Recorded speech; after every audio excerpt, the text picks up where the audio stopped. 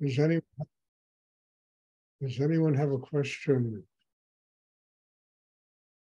they would like to ask?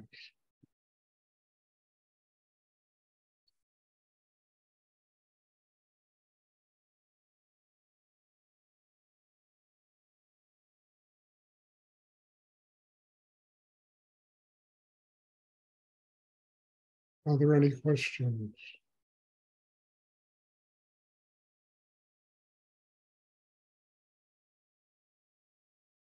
I just have a small announcement.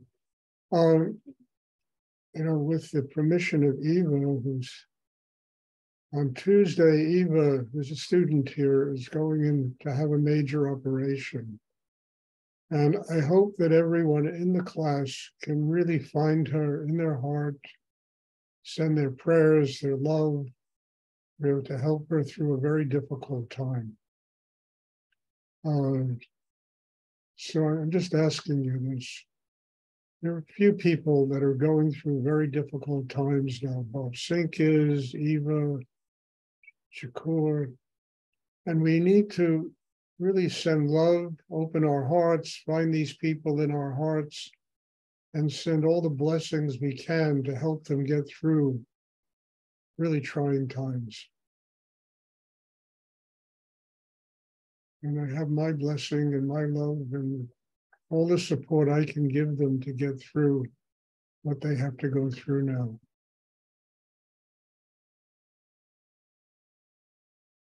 Something I always, kind of talk about. You don't know what's going to happen in 10 minutes. You really don't. And it's really so essential to use every moment as an opportunity to build an inner life, to get closer to God. It doesn't mean we meditate 24 hours a day, but it does mean that we try to stay balanced, stay centered inside, our hearts open, our commitment to a spiritual life is deep and real, and we're willing to fight whatever battle we have to fight in order to get to God. All of this is essential, and we have to remind ourselves of this every single day. I mean, I don't think there's a day in my life that comes up that something doesn't try to interfere with my spiritual growth. And I used to get upset and get angry. Now as I say all the time, I look at it as something positive. Okay, Stuart, you're being reminded that you haven't arrived yet. You're being reminded that you have to have more humility, more love, unconditional love. You have to develop a deeper sense of your own humanity, who you are as a human being. And all of these things, life is constantly reminding us of. Because, as Rudy used to say, and I truly believe this, that we attract exactly what we give off. And if we attract a lot of crap and tension in our lives from people, I mean, something deep inside us, must be that way. And life is reminding us that in order to get free of all that stuff, we have to change. Other people are not going to change so readily, but we truly have to change.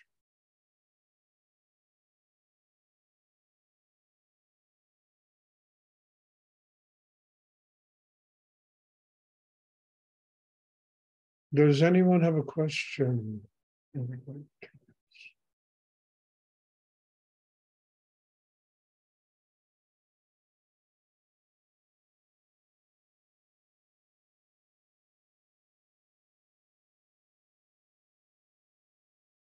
It's like they say, who's going to throw the first stone, I mean, all of this stuff is like trite and commonplace and repeated all the time. People have to begin to listen to these things and say, who am I to judge anybody else? I mean, first start by looking at yourself and seeing all the things that one has done in life that have hurt other people. Who am I to judge? Who am I to, throw that first stone? I mean, look, we all have probably more than a little bit of Mary Magdalene You know, hate to be quoting the Bible because I'm not really a religious person, but all of these things are like metaphors for the different aspects of what it means to be a human being.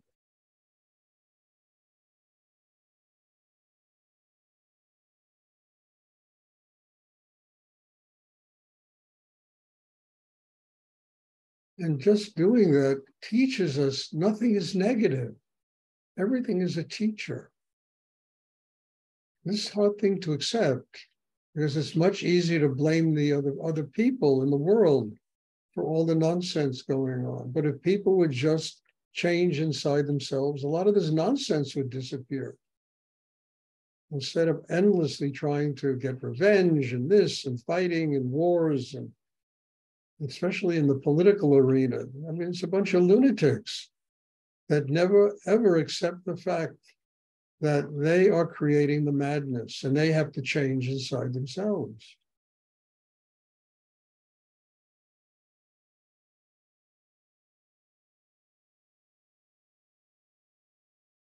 Does anyone have a question they would like to?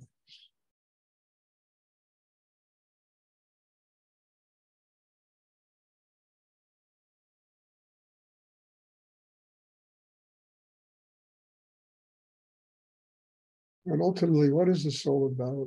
Just, I mean, it's so stupid because it's all about learning to become a happy person. That's all this is about. It's so simple, and yet it eludes everybody. We're trying to figure out what it means to be happy. Who can figure it out? Just have to open our heart and begin to smile and laugh and enjoy life and have empathy and compassion and love for other human beings. Treat them as if they're one's teacher.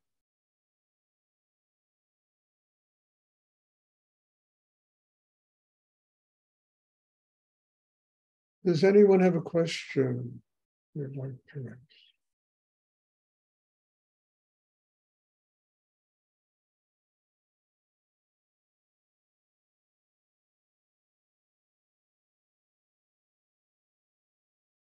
You know, we're born here to learn how to become human beings because human beings are the children of God.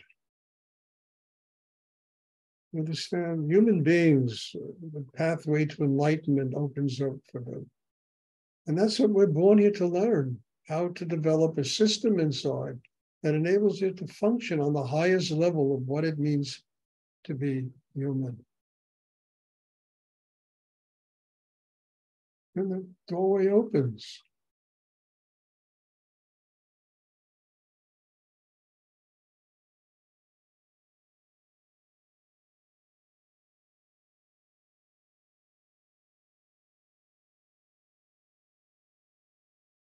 Does anyone have a question they would like to ask?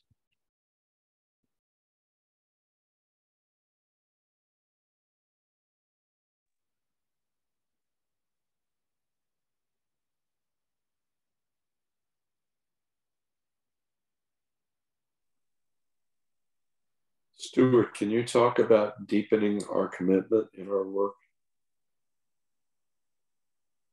You know, yes, I talk about that a lot because, you know, you deepen your commitment by deepening your need to grow and have a spiritual life. That's how you deepen your commitment. Something in you goes so deep that you don't let any encumbrance get in the way. And you really, you know, it's really very interesting. As a person grows, it's not only for Richard, it's for all of us, including myself. As you grow inside, it's never this or that. It always becomes this and that. You get big enough to do all of it. You get big enough to be able to do whatever life's responsibilities require of you, and nothing interferes with anything else. And that requires a kind of, you know, growth, a need inside that goes so deep to have a connection with spirit that I always compare it to like Moses with the wand and the Red Sea opens. All of the, you know, Jewish slaves leave Egypt. You know, it's really what happens. Suddenly the world opens up and you have the capacity to do this and that you're big enough to do everything.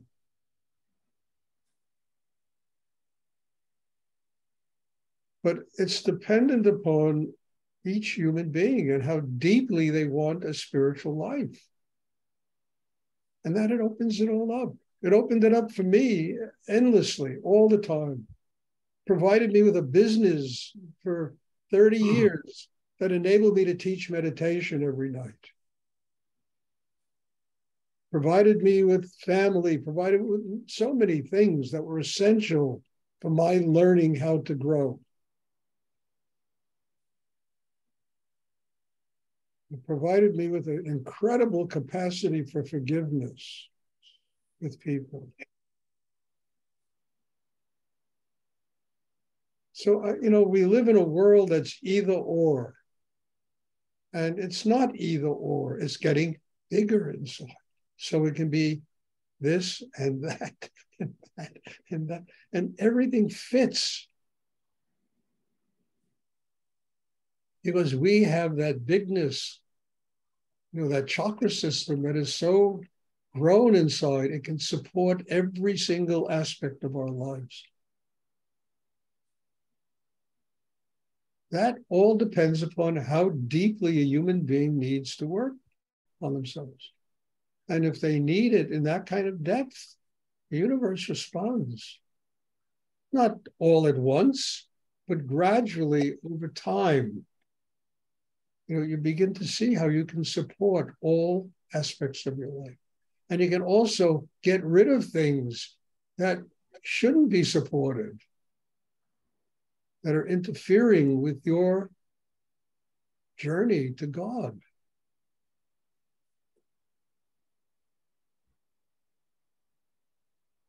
Doesn't mean you don't love your family. You do. You love your family, your friends, your job. You love everything.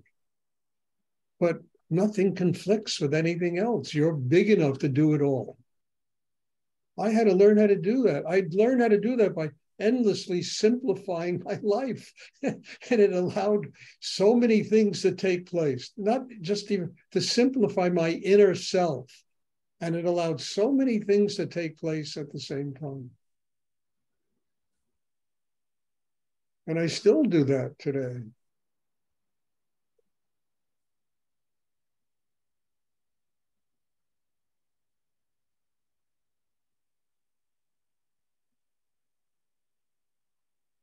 And this is not easy to do. It takes a lot of maturity. It takes a lot of growth. It takes a lot of refinement and cutting away all the fat and stuff that we cling to, that, and being able to recognize that every aspect of your life, of one's life, is their teacher. And it's telling us exactly what we need to do every day. That's why when people tell me all this stuff, I don't, it just kind of bounces off of me. And I say, okay, in time, one will get stronger to do. The need gets deeper. The chakra system gets more developed. We have more balance. Mind is quiet. We're not being tackled by emotions that are endlessly driving us crazy, and a mind that refuses to shut up, sexual energy that is, all of that stuff, all that chaos begins to disappear. And each of those areas are used for exactly their real purpose, to teach us how to have a spiritual life.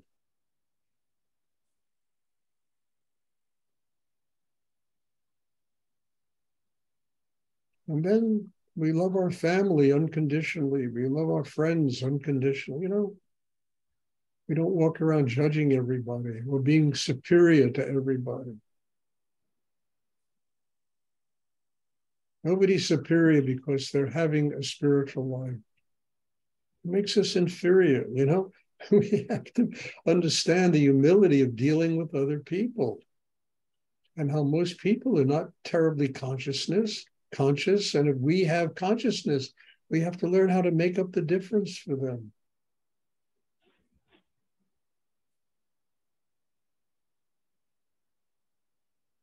All of that is dependent upon how deeply a person needs to have a spiritual life.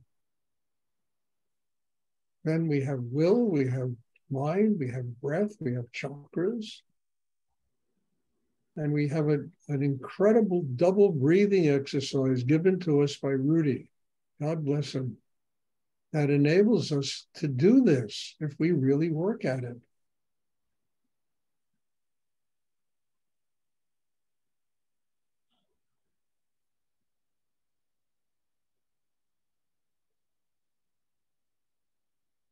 Thank you, Stuart. You're welcome. But have patience. It's that wonderful, I say it all the time, but I love it, that wonderful Japanese, Zen saying, climb Mount Fuji. Yeah, we have to get to the top of Mount, but slowly, oh snail. A bunch of snails climbing up Mount Fuji, and we all want to be on the top before we even start on the bottom, It takes time, it takes patience, maturity, growth.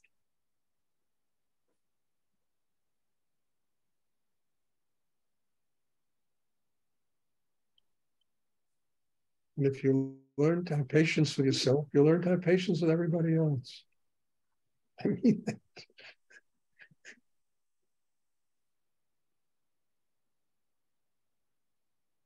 does anyone else have a question?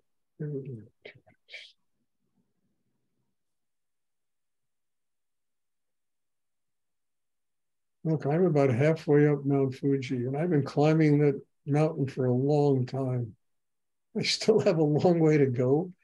And I find that to be great because every step of the way is a new step in, the unknown and a world of creativity, of growth, of, deeper understanding. And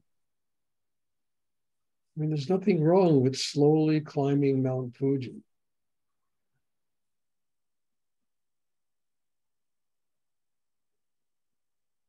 Does anyone else have a question?